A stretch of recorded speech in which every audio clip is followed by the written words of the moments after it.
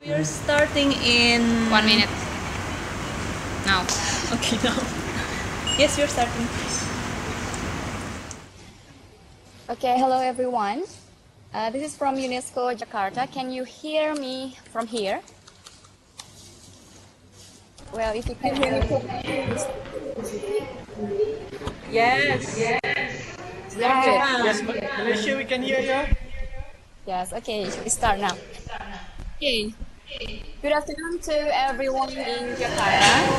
And also, good afternoon to participants in Nepal and around. Because this is 2 hours and 15 earlier in Nepal and around.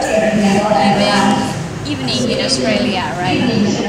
Because we are going to Asia with 2 hours. We will go from Noon in Nepal to nighttime in Australia in just 2 hours ahead with me, Gira. So once more, I would love to say a warm welcome to all of you in this special event, One Day in Asia. Using the power of CONNECT-Asia's ICT network and mobile technology, which is spreading rapidly throughout Asia, I'm Gira. Once more, we're gonna bring you to see the World Heritage that already inscribed in UNESCO. Located in several countries where we have network partners there. So, because as I told you, this is a part of CONNECT-Asia, there is someone who's going to explain what is actually CONNECT-Asia. So I would love to welcome to Masami Nakata as our program specialist for Engineering Science, Technology and Informatics EST unit from UNESCO Jakarta office. So Masami, please. Hi, thank you, Ms. Gira. I'm Masami Nakata from UNESCO office. One Day in Asia, ODIA is an experimental event to show the connectivity in Asia. The event show you World Heritage sites and other cultural sites in Asia, but also this event show how well or how not well we can be connected using available networks and devices such as mobile phones and other connected devices.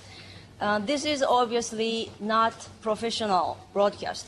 Most people who work for this event are university students in Asia.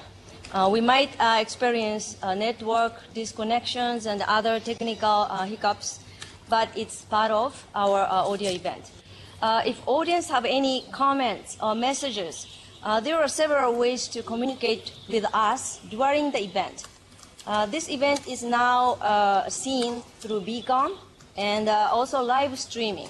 So those who are connected through Beacon, just tell your operator, then we will connect if it's necessary. And those who are watching through Ustream, you can use Twitter. Just tweet with the hashtag ODIA Event or mention CONNECT-Asia. One of our staff here is monitoring the Twitter streams. CONNECT-Asia is collaboration for network-enabled education, culture, technology, and science. The UNESCO Jakarta office as a regional science bureau for Asia and Pacific. We started CONNECT-Asia in 2009 to create an effective and flexible mechanism for using ICT for education and research, and also to enhance people's access to information and knowledge. If you are interested in collaboration with CONNECT-Asia, please visit our CONNECT-Asia website or just contact the UNESCO Jakarta office. Finally, I'd like to thank the event donor. ODIA is part of a competence program, comprehensive program to enhance technology, engineering, and science higher education, which is funded from the Japanese Funds and Trust. Now, back to Ms. Gira of our ODIA MC. Thank you so much to Masami. They already clearly describe about the CONNECT-Asia. So, all the audience, today 8 countries will present their beautiful sites to the world live, such as Nepal with Patan Durbar Square, and also the other country is Myanmar. They have Shwedagon Pagoda, and also Indonesia, of course, with the performance of Angklung. And next is Malaysia with Famosa, Malacca city, and also Japan. They're gonna present Kamakura, and also South Korea. They have historical park, and also two last, Australia, Sydney Opera House, and also England with Greenwich. So, audience, we don't have to wait any longer. We're gonna start to see the presentation from the broadcaster in Nepal. Yeah, they're gonna broadcast Patan Durbar Square. We're gonna see just a moment in the video. A very warm good afternoon to all the sides participating and being a live witness of One Day in Asia project initiated by UNESCO Jakarta, along with the partnership of National Research and Education Network of Asia, Pacific and Australia. Personally, it's my great honor to participate in this very important sessions, and also glad to participate on behalf of Nepal Research and Education Network. So within the remaining 10 minutes, you will be updated about one of the major attractions, Patan Durbar Square. Without visit this place, your travel to Nepal will incomplete totally. Patan Durbar Square is a major attraction of this ancient city. This city is well recognized for fine arts, wood and stone carving made on the statue. Before the unification of Nepal, which was completed in 1769, Nepal consisted of small kingdoms, and Patan was one out of 3 kingdoms in Kathmandu Valley, and this is the royal palace of Malacca kings of Patan Kingdom. Durbar Square is a generic name of a square around palace. Patan Durbar Square is listed as a World Heritage Site in 1979 by UNESCO as a cultural site. So this is the general information of the site. So I'm going to drawing your attention. So let's explore the major attraction of this World Heritage Site within some couple of minutes. From this point, we can see the palace on our left, and a series of temples on our right.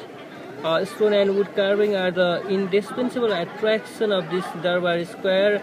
You can see here very beautifully carved in wooden beams, doors, wall, windows, and in stone. I think due to the time limitations, it will be difficult to cover all the attractions, but I'm trying to capture best among all, and those are Jagat Narayan Temple, Lord Krishna Temple, Patan Museum. It's a previous royal palace of Malla kings, and Manidhara, Keshav Narayan Chowk, and Degutale Temple.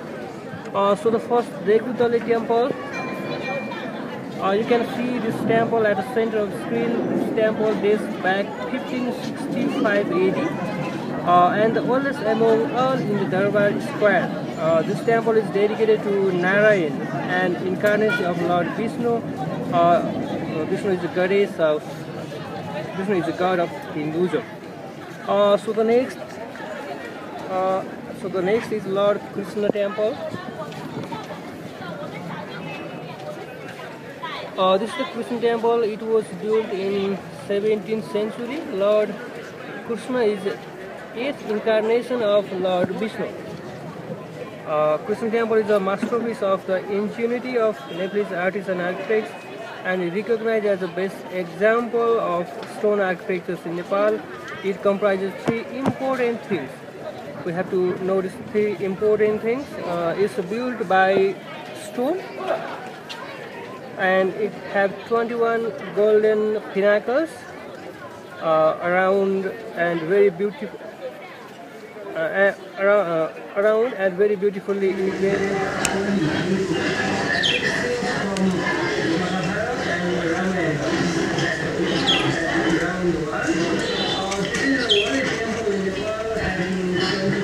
Golden pinnacles.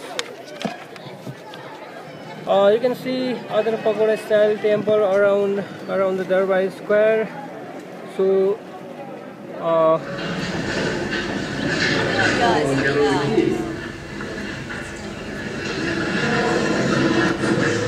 you can see her Manidhara, that means stone tap. You can see from here Manidhara, this is recognized as one of the oldest fountain. This kind of stone tap is a traditional way to collect water from an uninterrupted sources.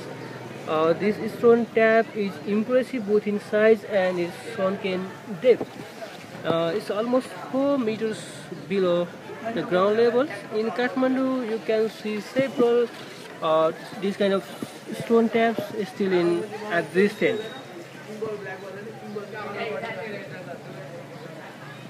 You can see the around. So I'm moving your attention towards Patan Museum. It will be difficult to visit and describe in the remaining couple of minutes.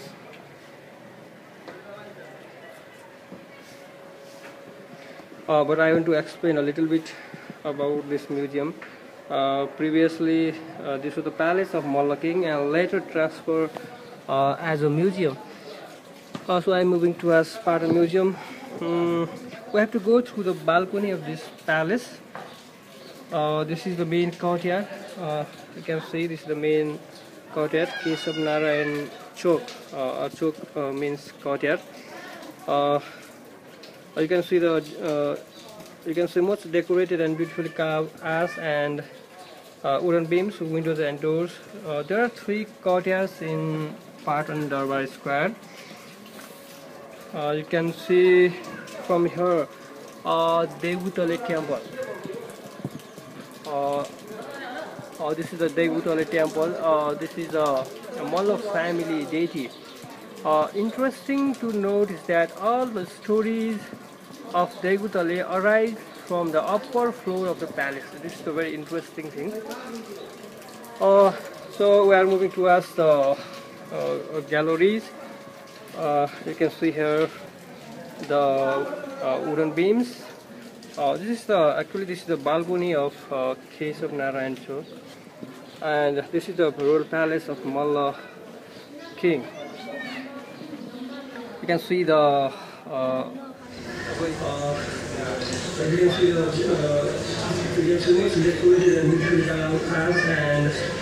wooden beams, windows and doors. There are 3 courtyards in Patan. Okay, just entering inside. Just now we are at Gallery E.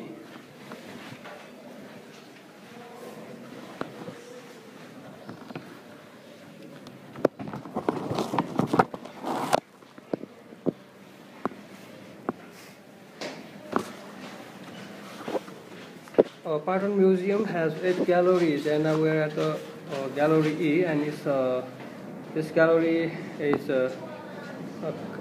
covers the origin and history of the development of various schools of Buddhism are introduced, and various Buddhist images are displayed, including a group rare 11th and 12th century, bronze and originating in India.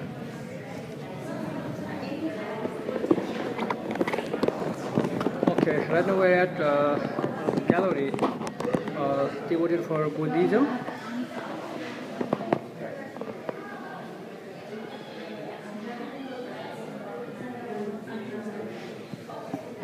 You can see the sculpture of the goddess Rikuti. And this is another sculptures, metal sculptures, and you can see a lot of other sculptures. And here you can see the sculpture of Sakyamuni Buddha. As all the galleries for Buddhism, you can see the sculpture of Sakyamuni Buddha. And here you can see another very beautifully decorated sculptures. It's Pagoda. This is one of the World Heritage sites, and this is also located in Kathmandu. It's in the northern part of Kathmandu. You can see here these sculptures very nicely. So let's around.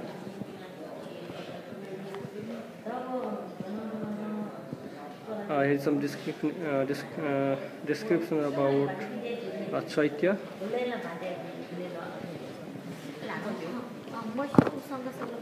So it's in urban space.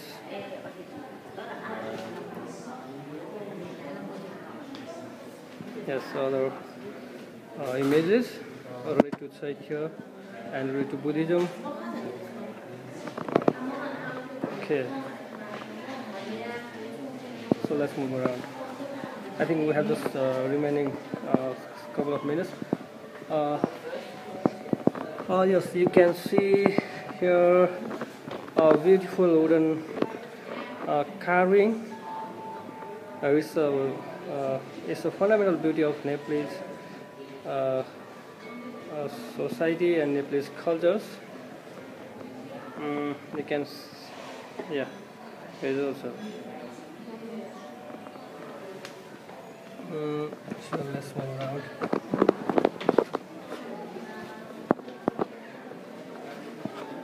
Okay, finally you can see here some images of the deities of sexual embrace.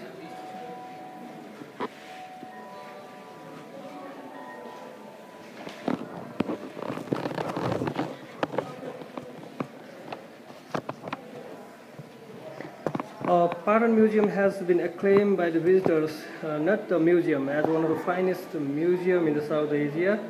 This museum displays the traditional sacred arts of Nepal in an illustrious architectural settings. Use a gilded door and window face, one of the most beautiful squares in the world.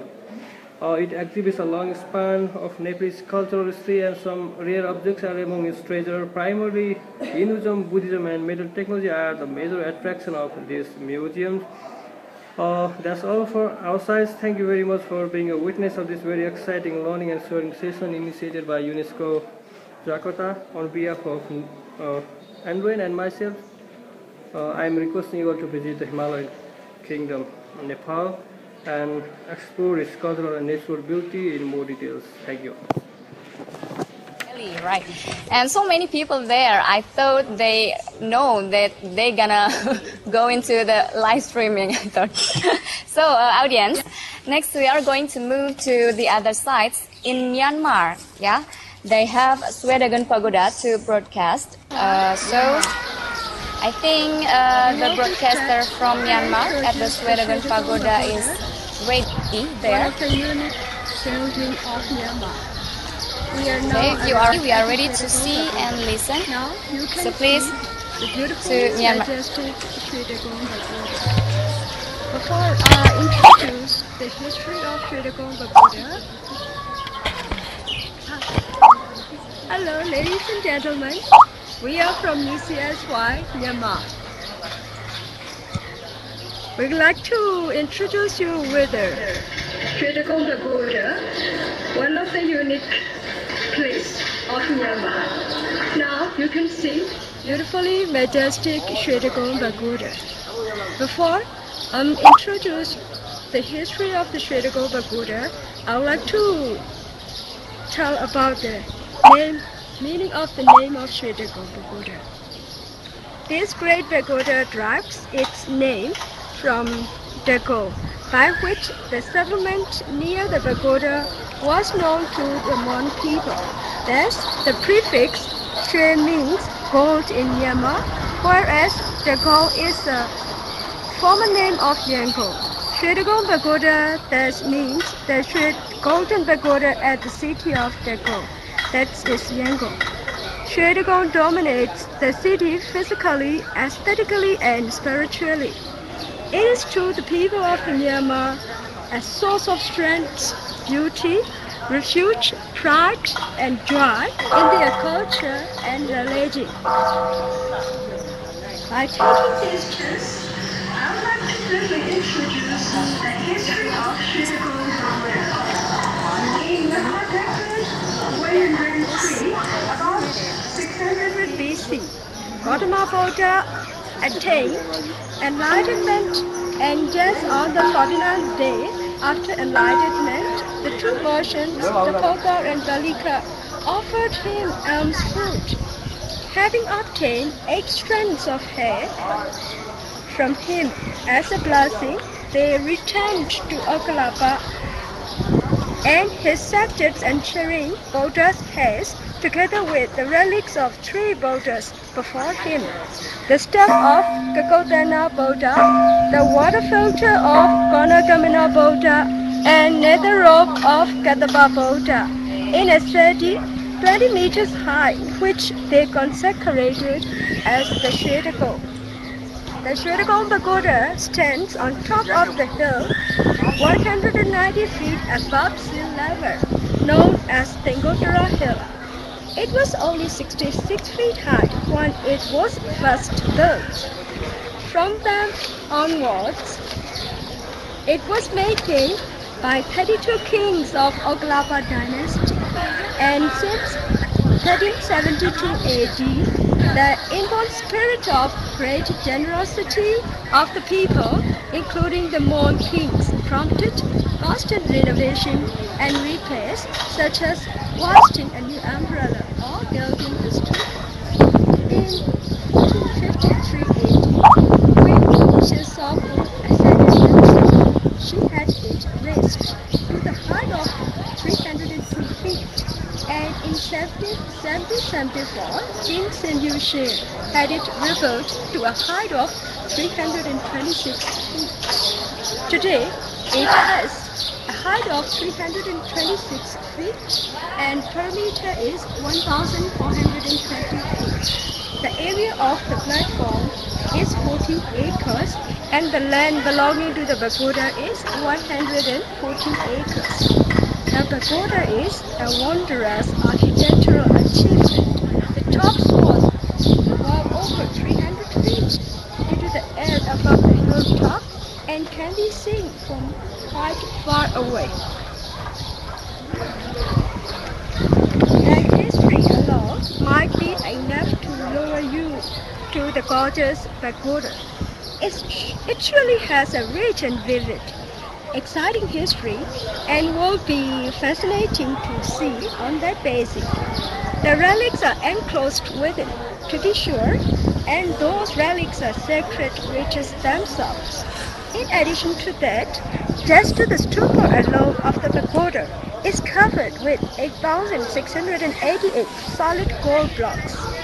The top of the stupa holds 5,448 diamonds and combination of 2,370 sapphires, rubies, and topaz. There is an emerald placed in the middle. It is there to capture the sun's ray and that best at sunrise and sunset. Below the golden stupa are 7 more gold blocks made of pure silk, which are attached to 1,485 bells. Of these bells, 420 are made of pure silver and 1,065 are made of gold. It is rumored that even more riches lay hidden deep within, often made long ago to the relics of Pagoda.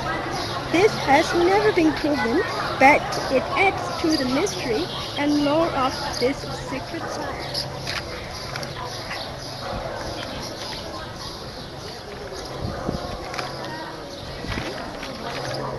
Our residents in Yangon and around the people come to Shwedagon Pagoda for praying and for doing good deeds. You can see the people who are coming to the Shwedagon Pagoda for prayer sing.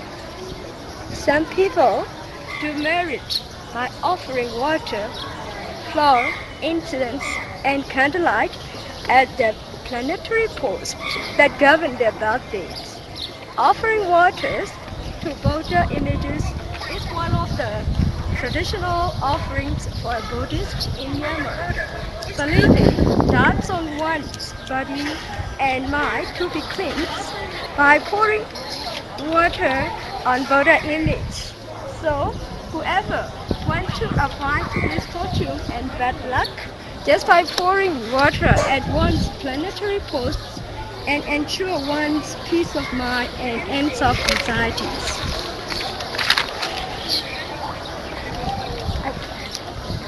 Okay. Over the centuries, the Shwedagon Pagoda has survived difficult times. It has withstood earthquakes, invasion, foreign occupation, and internal civil warfare in 1931 that destroyed many ancient monuments. Each disaster brought damage to the pagoda, but it has always withstood the onslaughts and endured the renovation.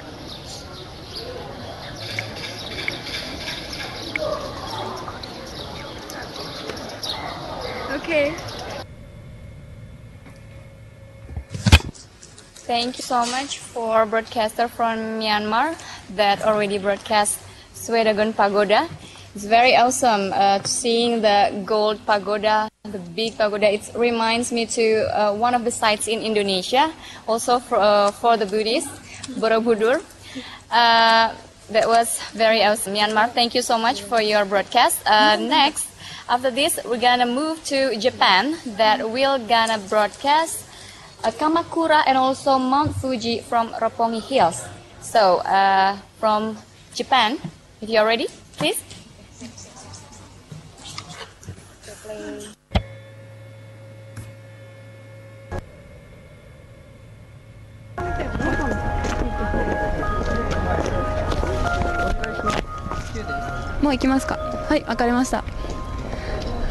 Hello everyone. This is Sayuki speaking from Japan. Today I would like to introduce the Kamakura Great Buddha and Kotokuin. Kotokuin is not a World Heritage, but Kamakura is the location of the candidate World Heritage.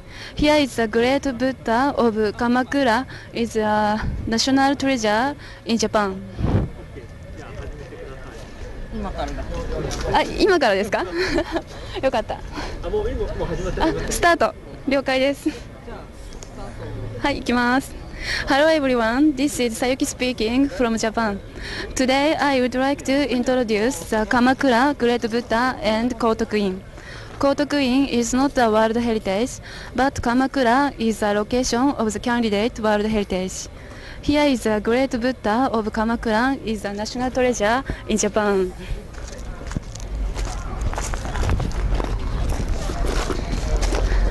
The statue, commonly known as Kamakura Daibutsu, a colossal copier image of Amida Butsu, is the principal image of Kotokuin. Great Buddha of Kamakura was made about 10 years from 1252. Many of the circumstances involved in the building in a mystery. Let's go around the Great Buddha of Kamakura.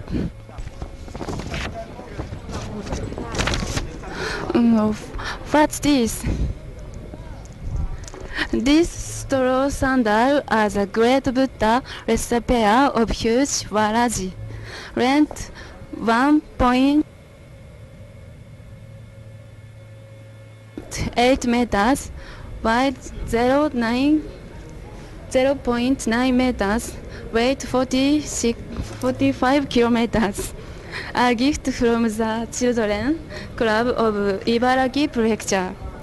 The waraji were donated by the children in 1951, at a time when Japan was still recovering from the ravage of World War II. With the wish that the Great Buddha would turn them to work around Japan, bringing happiness to the people.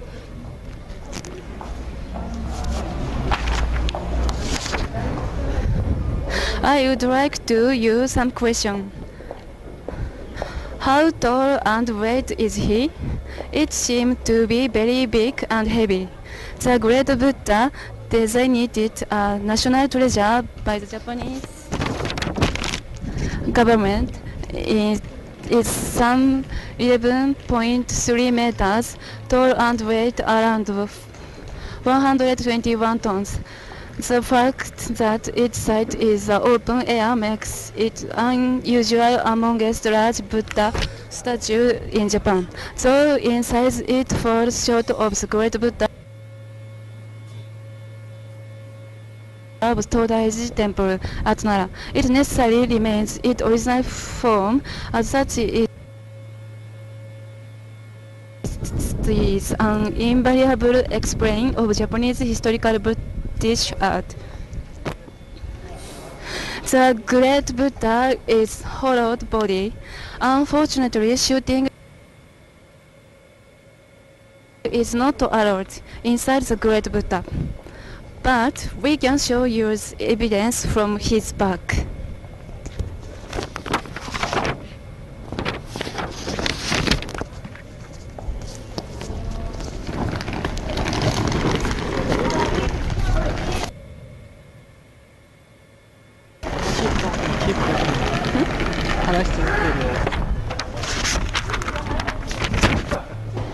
Behind the Great Buddha sit from bronze lotus petals. These were cast in the mid-Edo period with the intention of creating lotus petals for the Great Buddha.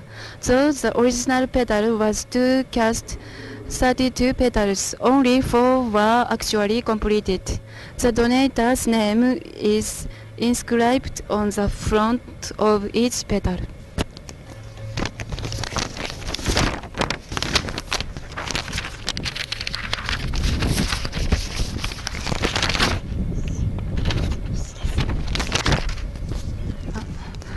By the way, what do you think these stones?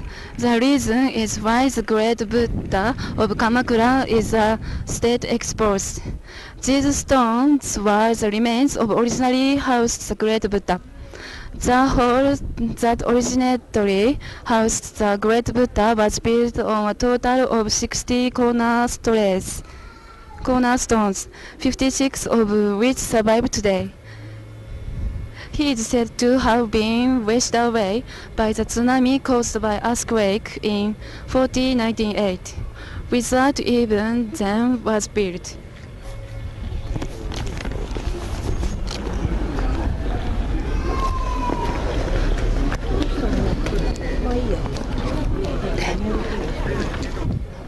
Okay, we're going back to UNESCO Jakarta. There was several sites in Japan that already broadcast Mount Fuji. Although the connection is not work very well. And also from Kamakura, Japan. It's very good. For the next presentation or the next broadcast, this is from Angklung.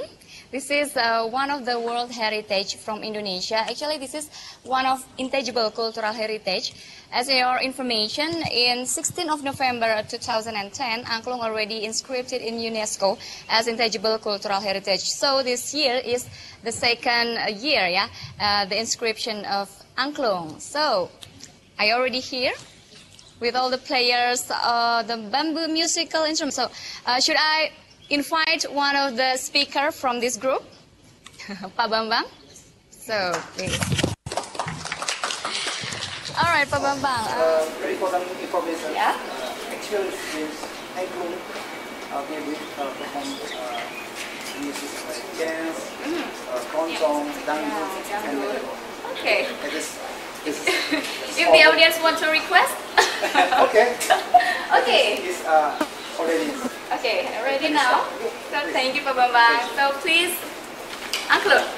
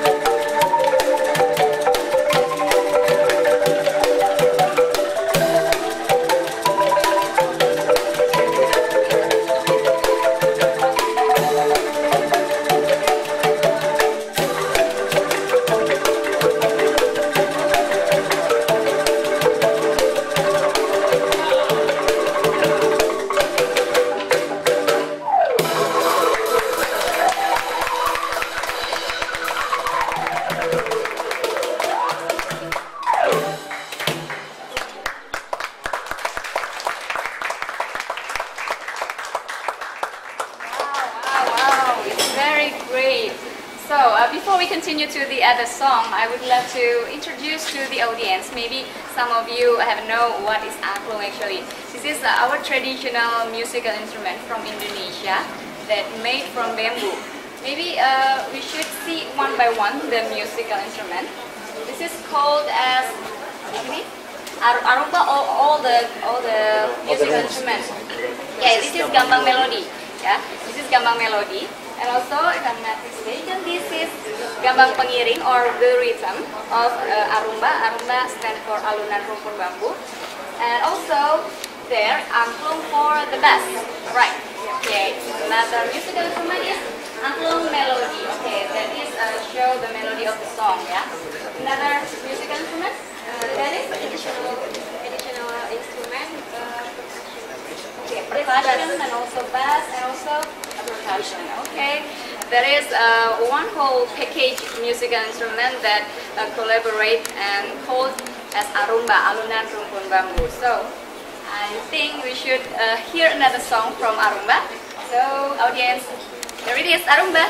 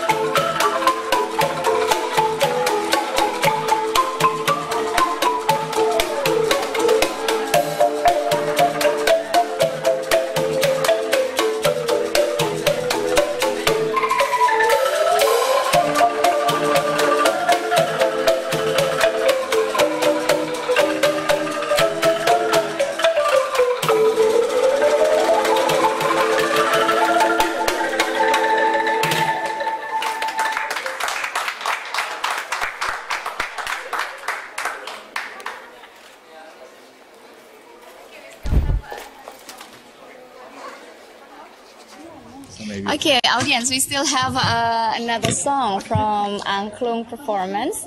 Yeah, two first song is the song from Japan and also from Latinos, right? So we're gonna continue to the other song, please.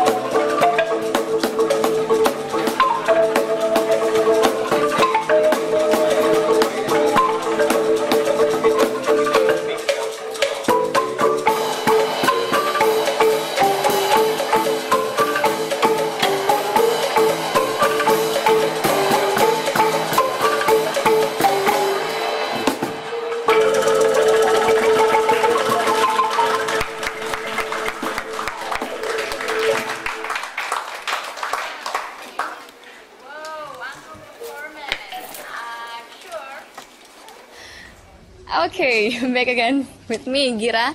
I'm sure all of the audience from video conference and also live streaming also give a big applause to the performance to Angklung. All right, but before we continue to the other station now, as you see here, I'm holding piece of Angklung. Yeah, they play so many Angklung, but I'm holding just one. If you want to know more about Angklung, yeah, because I am Indonesian, so I know more about Angklung. Yeah? This is Angklung, and how to shake your Angklung is like this. You may put your left hand in the middle of the frame Angklung like this, and also Angklung consists of several tubes, the two long and one the short. You may shake it with your right hand, like this. Okay, can you hear that sound? Okay, that's all. Thank you so much for Angklung performance once more, and I hope all the audience know about Angklung and get interest to know more about Angklung and also the other culture of Indonesia and also the other countries, yeah, that consist in the World Heritage.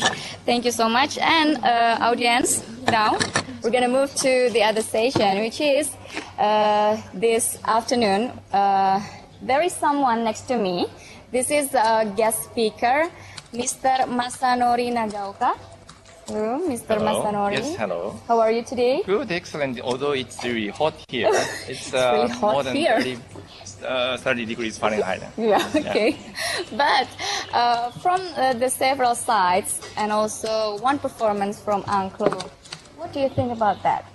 Yes, this was really amazing, well, needless to say. And also, this is not publicity of 007 or something. Although this starts from today, 007, the movie at the 007. movie theater. It's impossible, right? Yes.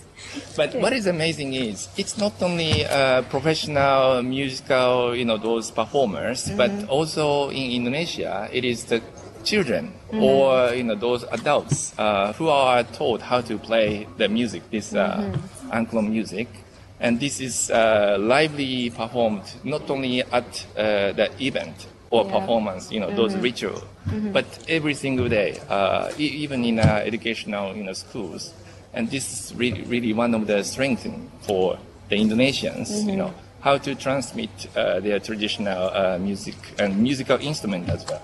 Yes, also we can get something from the culture actually, not only from Angklung, but like the local genius of the social community. I think that's a very good point, what we can get from the culture. Okay, audience, after this, maybe Mr. Masanori will give you another material for the audience. Mr. Masanori is a program specialist of culture unit from UNESCO Office Jakarta. So, Mr. Masanori, if you're ready, please have your time. Thank you. Well, first of all, I'm very much honored to be here today to participate in this wonderful event. One day in Asia, although it includes Australia. And also England. England as well. This is really a fantastic occasion for me.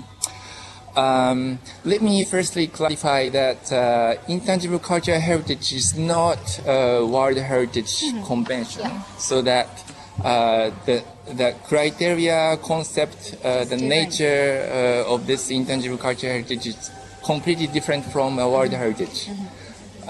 We, UNESCO, promotes several conventions, international conventions, including World Heritage and Intangible Cultural Heritage. But today, as far as I know, there are World Heritage sites or tentatively listed sites which are promoted through this program. And this Angklung is the only one element dealing with intangible cultural heritage, right? The natures are completely different. The World Heritage Convention, speaking of World Heritage Convention, we have to identify universal outstanding value. That is to say, there's the uniqueness or authenticity that is really countable. Whereas intangible cultural heritage, because of the nature of intangible cultural heritage, it goes beyond the borders, right? So that when you see Angklung or the musical instrument or any other kind of performances, you can see not only in Indonesia but other countries similar, musical instrument also. So the spirit of intangible cultural heritage is to get to know each other, knowing their similarities or differences, and to promote their dialogue, and that will contribute to the promotion of peace. That's the nature and the spirit of intangible cultural heritage. Yes. Okay. What do you think about the sites that are already broadcast from Myanmar and also from Nepal? You told that, yeah, of course, it's different between the intangible cultural heritage and also world heritage from Nepal and also Myanmar. Do you think, what about the people see that? Do they have a good preservation of their own sites? Yes, well, no doubt. One of the criteria for the World Heritage Site is to preserve such outstanding universal value for the next generation. So in that regard, it is not only someone researchers or academia or government staff who should ensure the protection of World Heritage Sites, but also it should be the local communities. It should be people living in that country who has to participate in the preservation and also transmission of the value to the future generation. In that regard, speaking about intangible cultural heritage, it is more obvious. This is because it is not the government who can perform or transmit that value, but it is the community who performs that, local traditional dances or performance or musical instruments. So that it is, in fact, it should be the responsibility for all to keep performing, to transmit that value to the next future generation. Also, thank you so much. Related to this event that called One Day in Asia, which is 8 countries connected each other, how do you think technology improve our World Heritage?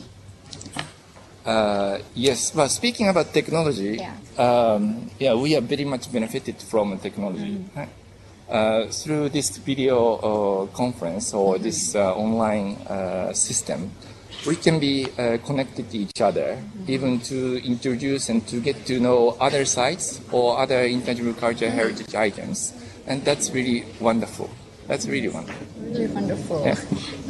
Thank you so much for your opinion and also a brief of material about the World Heritage and also the intangible cultural heritage. Audience, that was Mr. Masanori Nagaoka from UNESCO Jakarta. And now, after this, we are going back to Japan, which is gonna broadcast again the Roppongi Hills, to see the Mount Fuji. I hope the broadcaster there in Japan is ready now. Japan, which is gonna broadcast again the Roppongi Hills, to see the Mount Fuji. I hope the broadcaster there in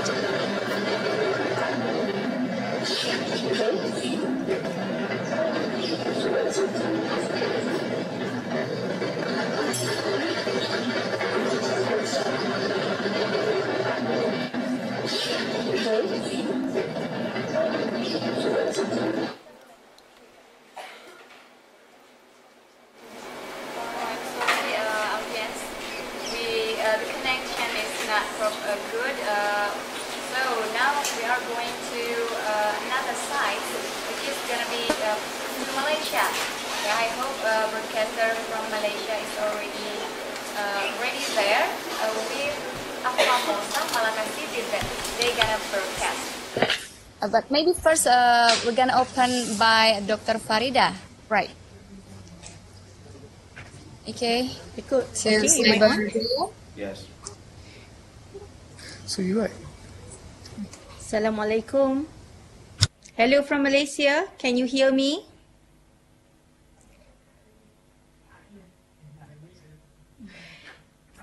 Yes. You can hear me, but I don't. Can you see my? Can you see my picture though? Okay. All right. Right. Great to be part of this event. From Malaysia, we will just have a look at a couple of the slides, and we'll try to go to the site in Malacca. Can you show my slides, please? The first one. The first one, yes. I will start with a brief history of Malacca. It is a very important site for trade route in the 15th century. And the first slide shows a little bit about how Malacca got its name. Malacca was given a name by Raja, the king of King Paramiswara, who founded Malacca.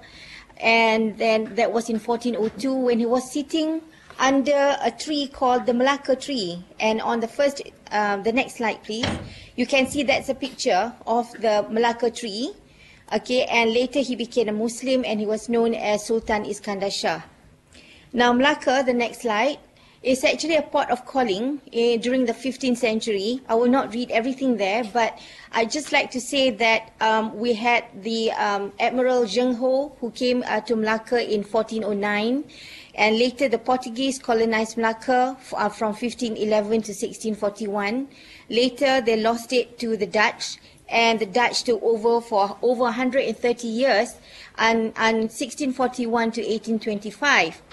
And they did try to restore part of the fort, and they that's why if you look at the fort, there's 1670, that is the date that the Dutch tried to restore it.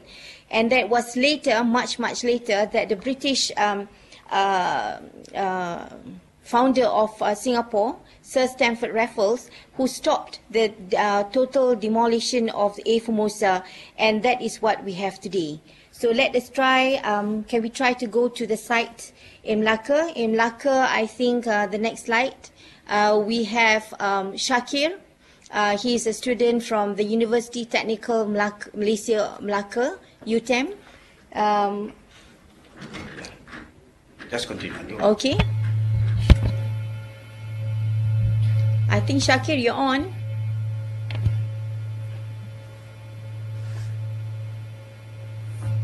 Shakir will be showing 3 different sites because they're all placed in the same venue as the A Famosa. So it's quite convenient. Let's go to show 3 different places. Okay, right now we walk down the Palace Road, or known as Jalan Istana.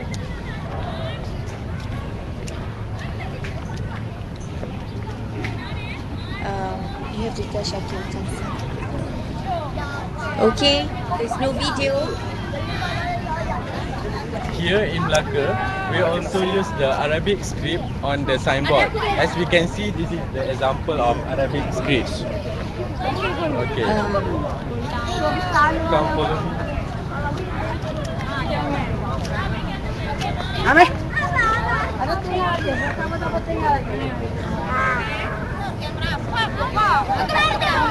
Now, we are in front of the port entrance of the A Famosa. This is the main entrance known as Porta de Santiago.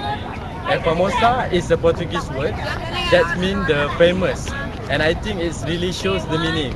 You can see that 100 tourists come here every day to see this building. Let's take a look closer.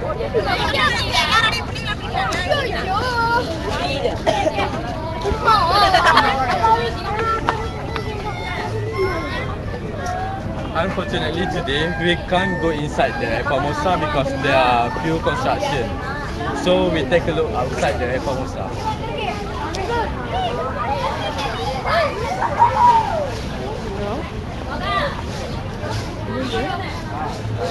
Inside the Famosa, there are the S-shape. The S-shape.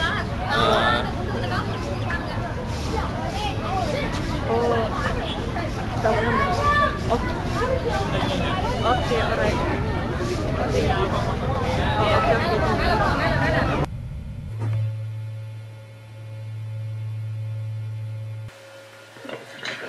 Due to the picture problem just now, can we sort of backtrack and let him start in? Sorry about that.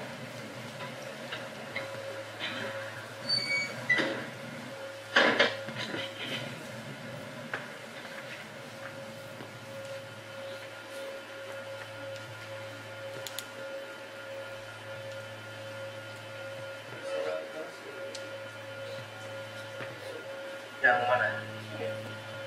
Yang itu. We're trying to connect that with Shakir.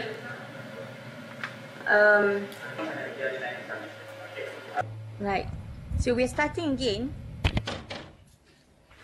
We've got Shakir online to start. Can because you put on? Yeah. Can you please put it on, please, and see what happens? Hi everybody. Now you are with me, Shakir, from Malaysia. And it is my turn to present 3 historical places in UNESCO World Heritage sites.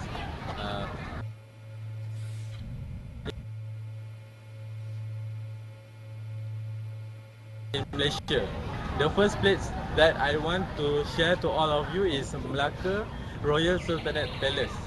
As we can see, the big building on my left are based on the original architecture of the palace. In fact, this is the actual site of the original palace. Today it is a museum of Malay art and craft. Okay, now we will go to the second place. Let's go, follow me.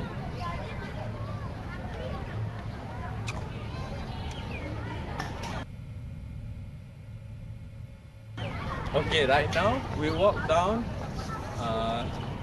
the Palace Road, or known as Jalan Istana.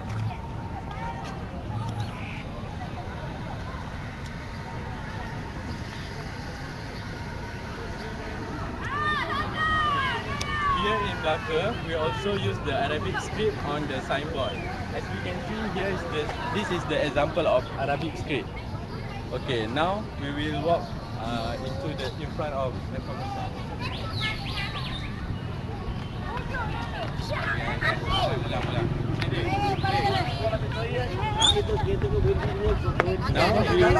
Now we are in front of the port entrance, which is Famosa. This main entrance known as Santiago. Famosa is a Portuguese word which means the famous, and I think it really shows the meaning. We can see that hundreds of tourists come here every day to see this building. Let's take a look closer. Come.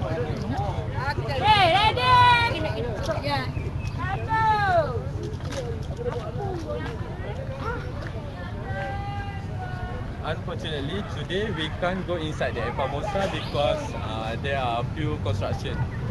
So we take a look outside the Famosa.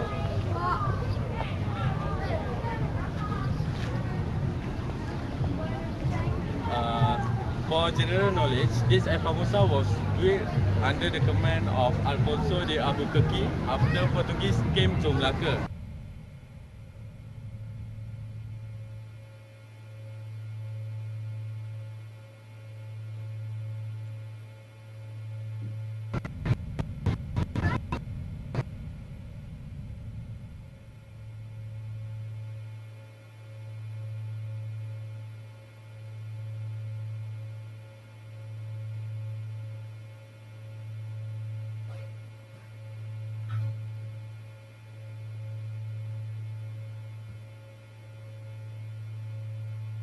Part of it was demolished, but thanks to Sir Stamford Raffles, who stopped it from total demolition of this fortress in 1810. Malaysia has preserved this structure until today.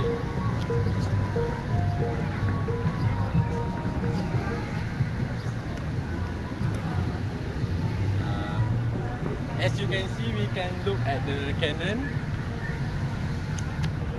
Surrounding the Famosa, we can see many cannon. It's located to protect the fortress, and it is believed that the Famosa at that time is a very strong fortress.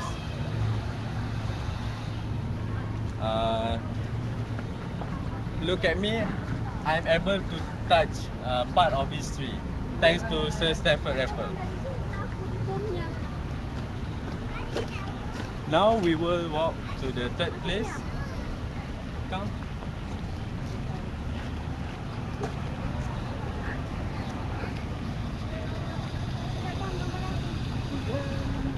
Weather started to rainy, but I still able to show to all of you the system.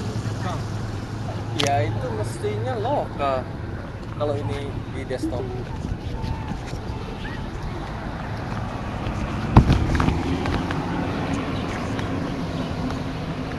Kenapa muncul dua ya?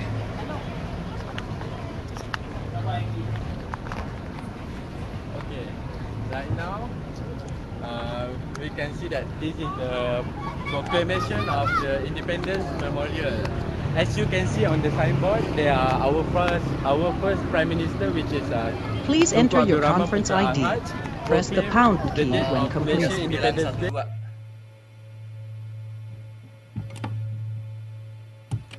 Please enter your conference ID. Press the pound key when complete.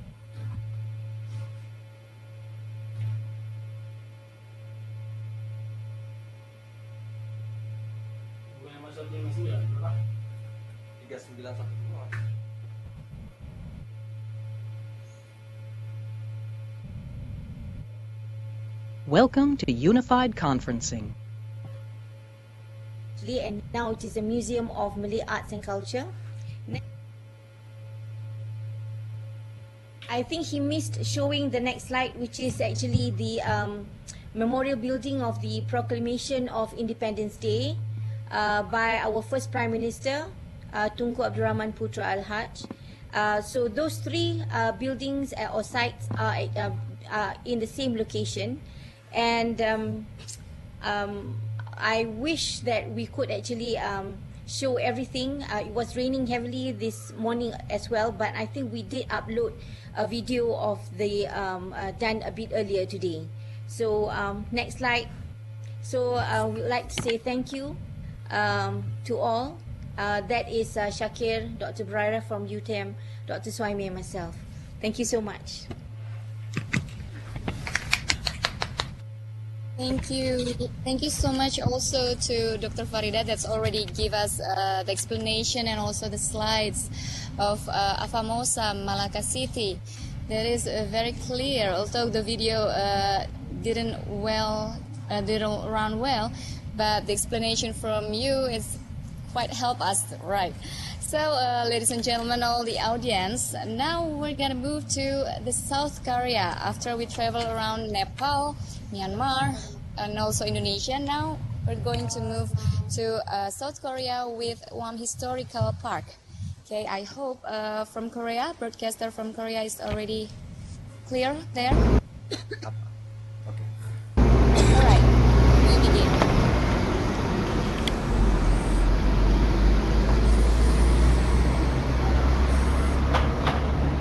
This place is Guam Historical Park, and I'm standing in front entrance of Guam Historical Park. Guam Historical Park is famous cultural property of Daejeon in Korea.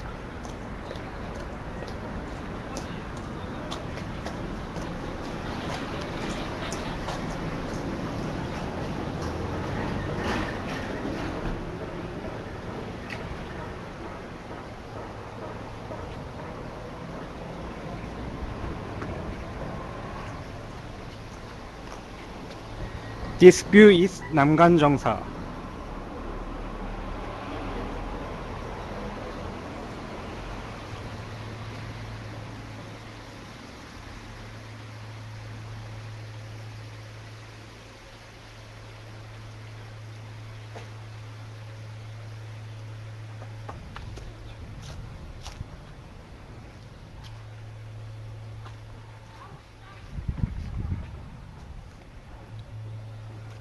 Namganjongsa is a traditional Korean pavilion located at Footfall Hill, facing south. It was used as a study where the eminent Confucian scholar Guam Song-sieur taught his students at the era of Joseon dynasty. Guam is his pen name.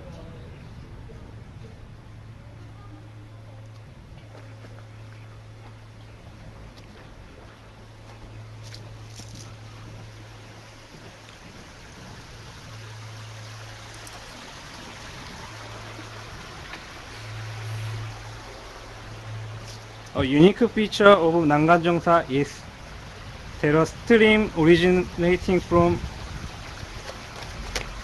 a nearby valley flows through a bathroom of the main hall of the building into a pond in front of the building. A distinctive style which upgraded the Korean landscape architecture that is highly praised to this day.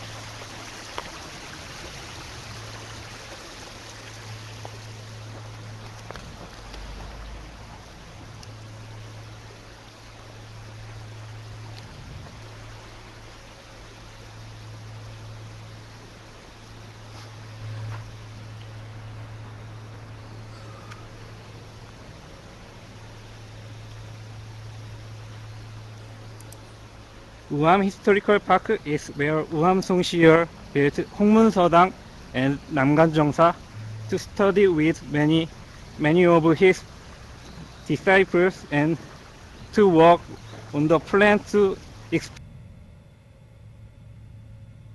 expedite to conquer the north.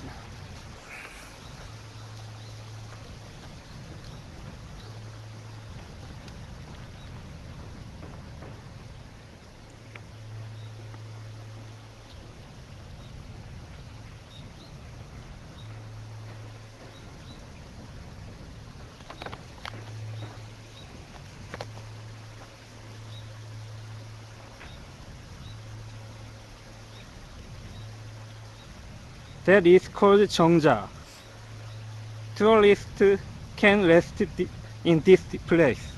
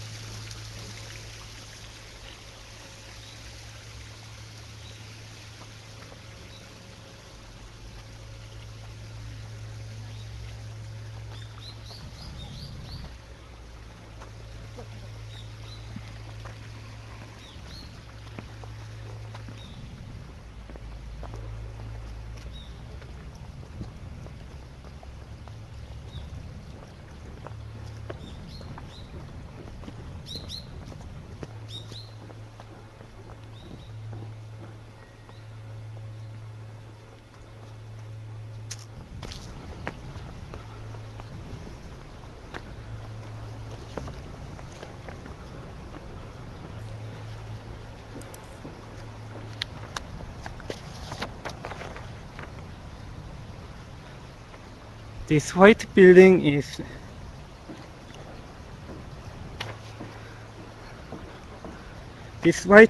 is Guam Songshir's relic exhibition.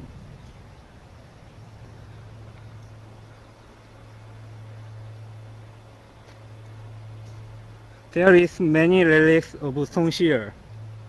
For example, there is wooden printing block of 송자 대전판.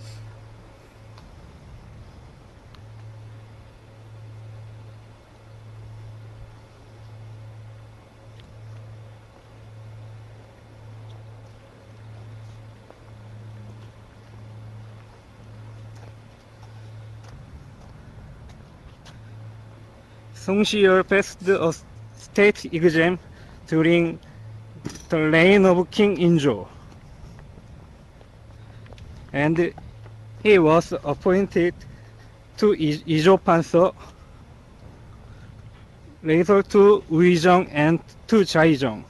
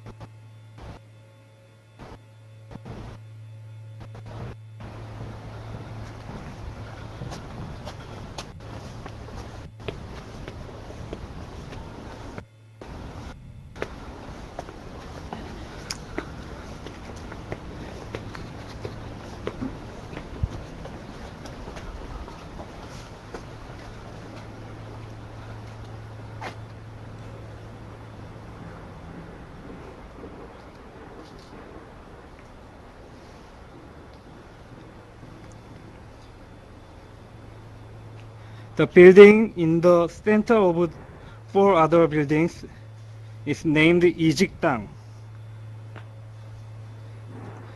Other 4 buildings were study room for scholars. The names are 인함각, 명숙각, 견례제, 심결제.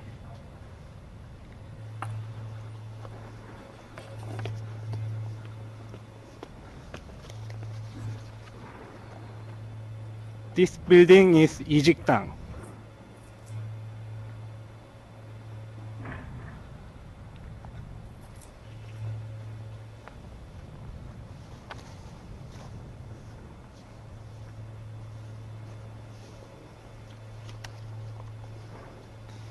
And this building is in Hamga.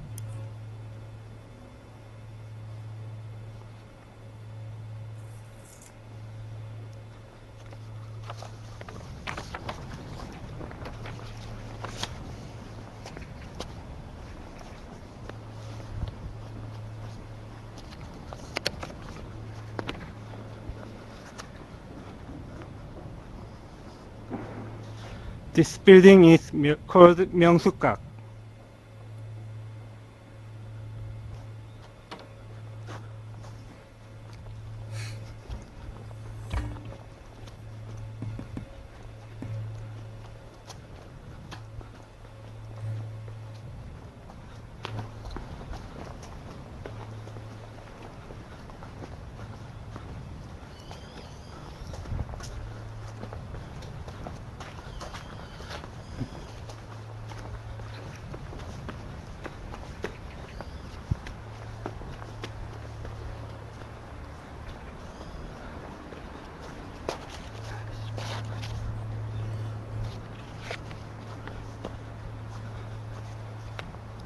This building is 심결제.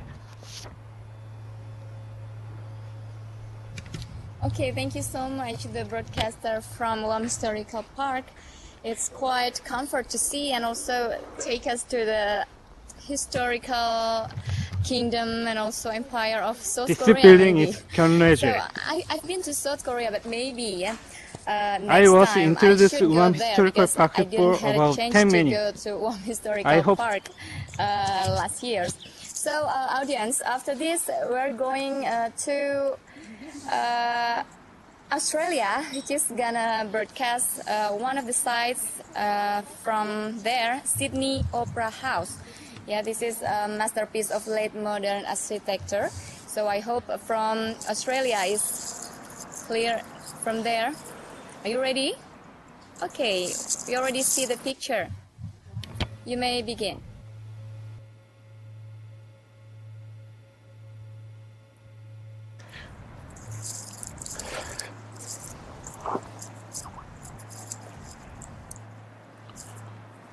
Good evening. I'm Andrew Howard. Good evening. Welcome to Australia.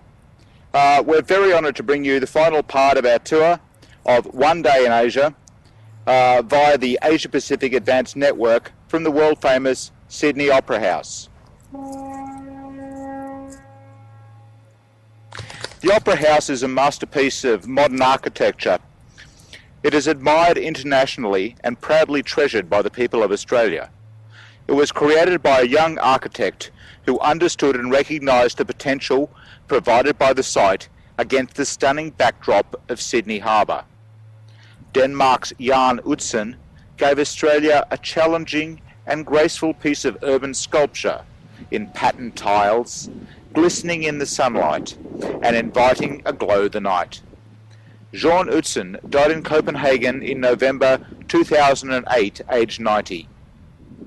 In its short lifetime, the Sydney Opera House has earned a reputation as a world-class performing arts centre and has become a symbol of both Sydney and the Australian nation. The distinctive roof comprises sets of interlocking vaulted shelves upon a vast terraced platform surrounded by terraced areas that function as pedestrian concourses. The two main halls are arranged side by side, with their long axes slightly inclined from each other, generally running north-south. The auditoria face south, away from the harbour, with stages located between the audience and the city. The forecourt is a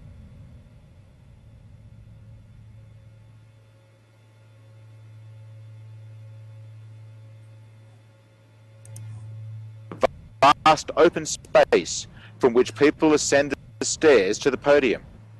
The monumental stairs, which lead up from the forecourt to the two main performance venues, are a great ceremonial stairway nearly 100 metres wide.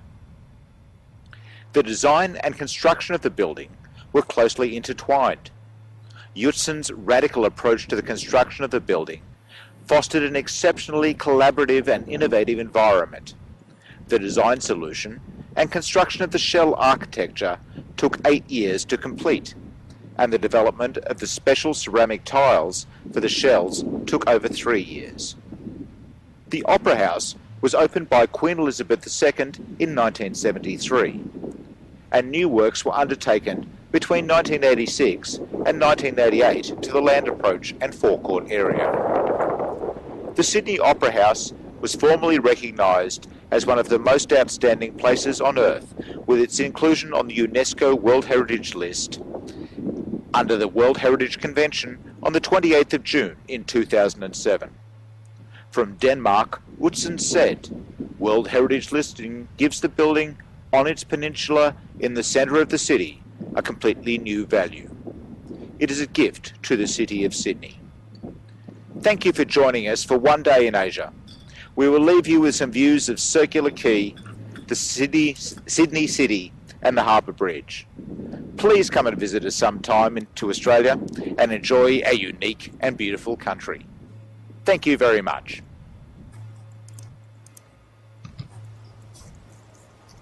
Thank you so much. I wish maybe next time if I had to travel, I will go also to Sydney Opera, right? I can see from the video the Sydney Opera House and also the Sydney Harbour Bridge. Wow, it's quite nice, very awesome, and actually it's already evening there, yeah, 7:30, 4 hours differences between Sydney and also Jakarta. So audience, after this we are going to England. Yeah. This is very special because not only Asia and also Australia, but also we have special guests from England. This is broadcaster from England that will gonna present the Greenwich.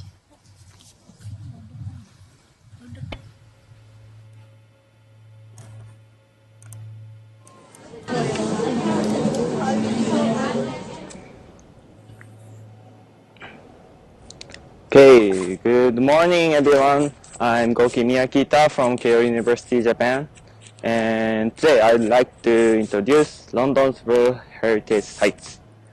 Okay, so well, there was a heavy rain and well, it's a miracle that rain stops and it's, well, the sunshine is coming. And well, but it's very cold. Today's temperature is like the highest is 11 degrees and the low is 4 degrees, so it's quite freezing. But I'm so excited to introduce World Heritage Sites in London to everyone. Actually, it's like 8:35 morning in London. Okay, well, I'm here by myself and alone, so I can't move the camera that much. So I already recorded some sites in video and I'll mix them during my session and show some live and recorded videos. So first, I'd like to show, oh yes, you can see the Big Ben. Yeah, it's very and well, Big Ben is not a World Heritage Site, but beside that, you can see the Westminster Abbey. This is a World Heritage Site, and like every year, the Westminster Abbey welcomes over 1 million visitors who want to explore this beautiful 700-year-old building, which is the Coronation Church of England. It is very beautiful. It's very big, huge, very beautiful church. Yes, there's many visitors there. And now, I'd like to move to the second World Heritage. So this is the Tower of London. Tower of London is, yes, it's like a dungeon, and there was many tragedy and like many people died here. So it's kind of scary place. But you can see some crowns of jewelry inside this tower. Okay. And finally, and you can see this person here. He is a real living person, but he just stands there, just blinks his eye and never moves. That was very amazing. Okay, and finally, I'll move to the site of, sorry, this is the site you can see from the top of Greenwich Park, where I'm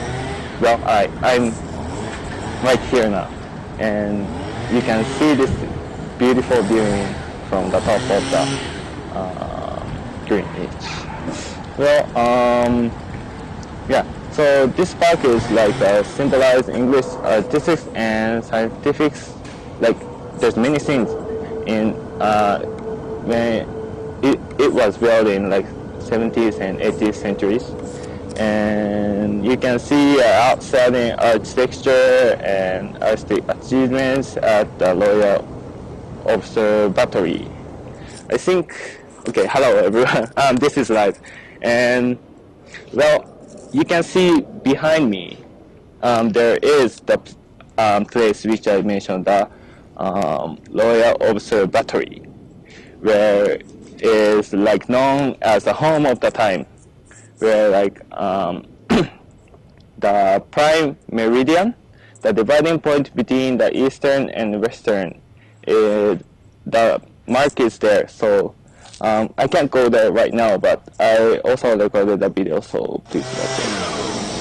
Okay, so you can see this is the world clock. I forgot what to say, but that is a very old like clock, and you can see the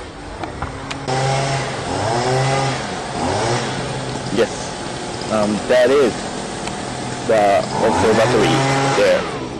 Yeah, you have to pay when you want to see more closer. And this is the line that you can like, that divides the east and the west. This is actually the prime meridian. Yeah, it's quite amazing that this is part of the, like, every place on earth is measured from here, so yeah. Okay, so this is the summary. Okay, so thank you very much for letting me join this great event today. So that's all from London, and well, at last you can, this is actually the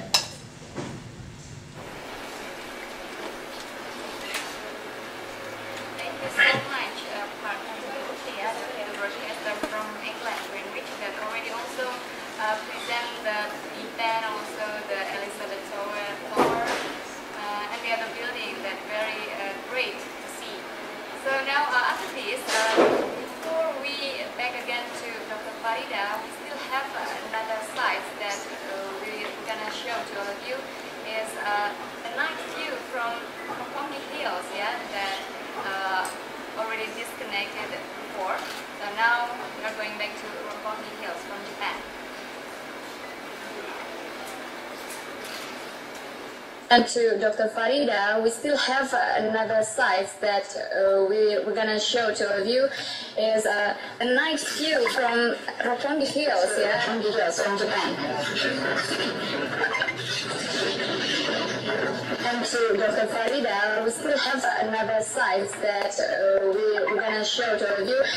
Is a night view from Roppongi Hills, that already disconnected before. So now are going back to Roppongi Hills from Japan. And to Dr. Farida, we still have another slide that we're going to show to all of you. Is a nice view from Roppongi Hills, yeah, that we disconnected before.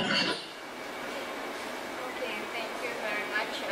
That is the world's easiest details. So after several sites that we already see from Nepal, Myanmar, and also Japan, from Indonesia, by the Angklung, and also Sydney Opera House, Greenwich, and also the last is from England. That was very awesome. After this, we are going back to Dr. Farida that will give us a kind of summary of all the sites that we already seen. To Dr. Farida, please. Hi, thank you so much. Glad to be back. I think it is a great and amazing event that we have today.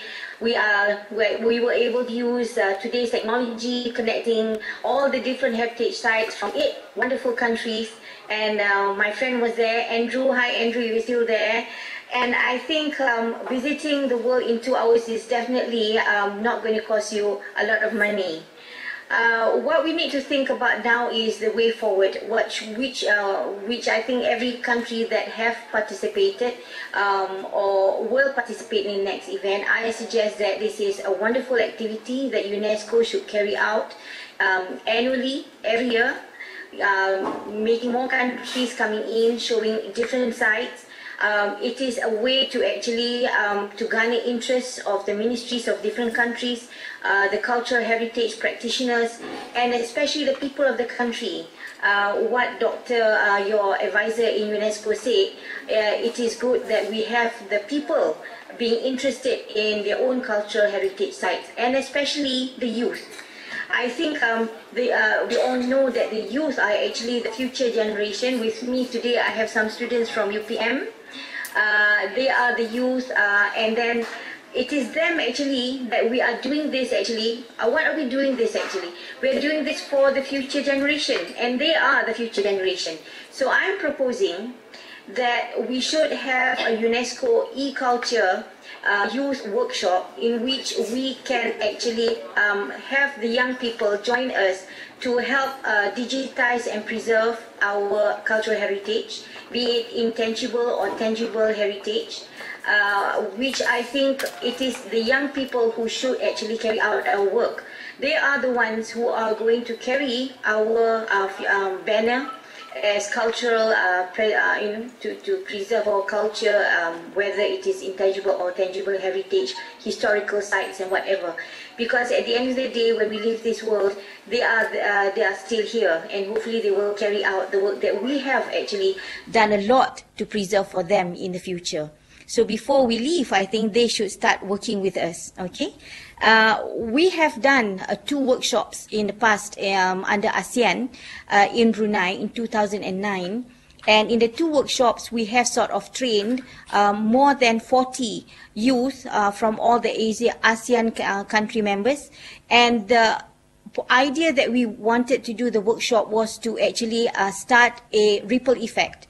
The students will go back to their own countries, they will tell their friends, they will actually put up their whatever work that they have actually documented. Like today, we used very simple 3G mobile apps which they can actually use, and they are very familiar with Facebook or any social network that they have, and because of that their friends can come in, they can watch, they can join, they can share. That is the whole idea, because I think traveling from one site to another is not cheap. And then this is one way to actually share our cultural heritage sites, and also to garner, like I said, garner the interest of the youth. Let me see what else.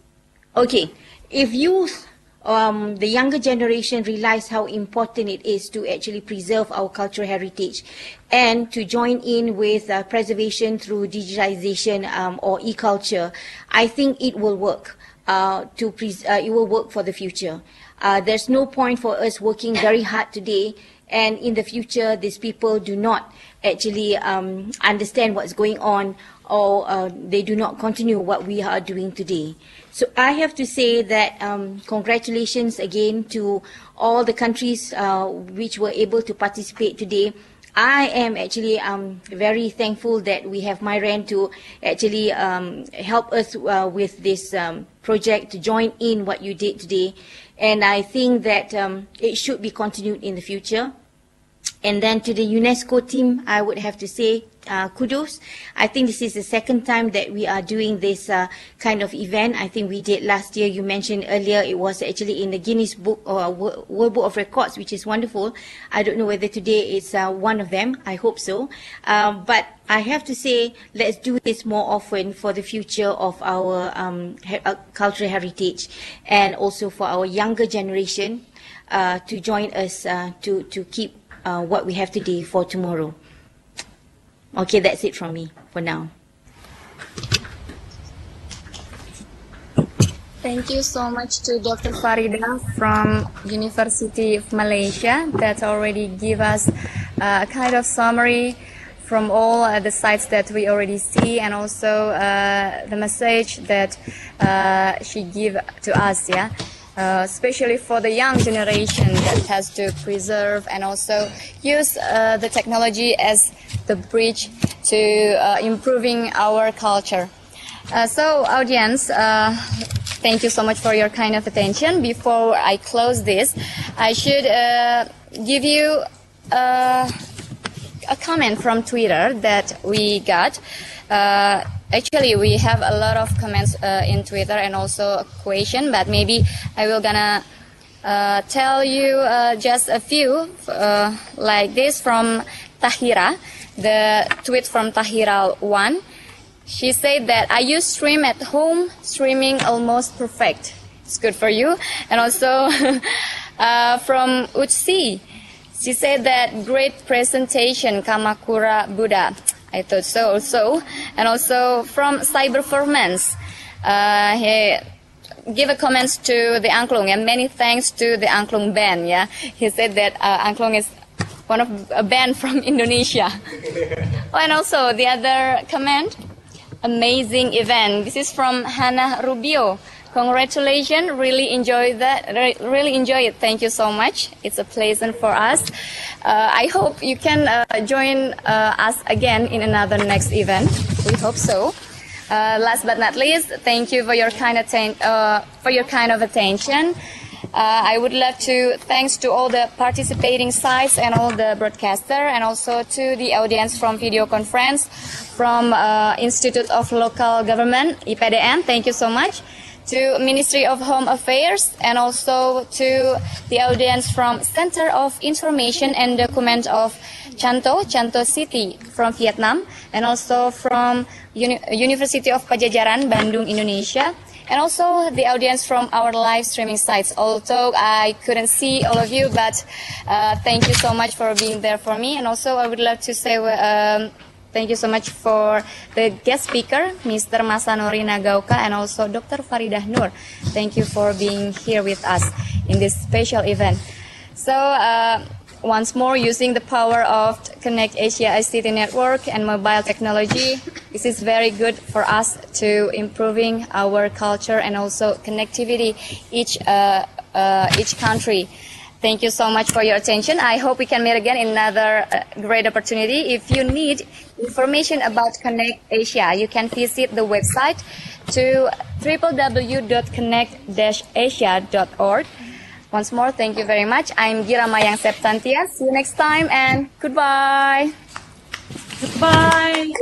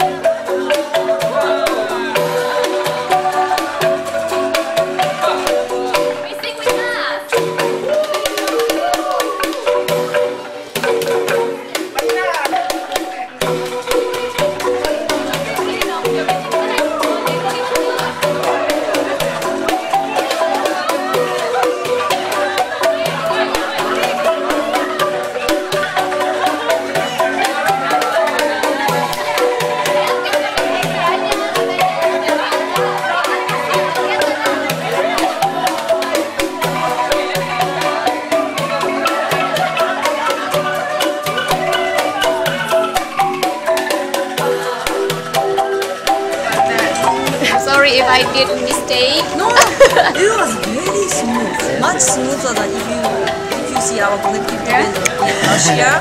It was very difficult because the connection wasn't that good, as good as today. Yeah. 10,000 people. Wow.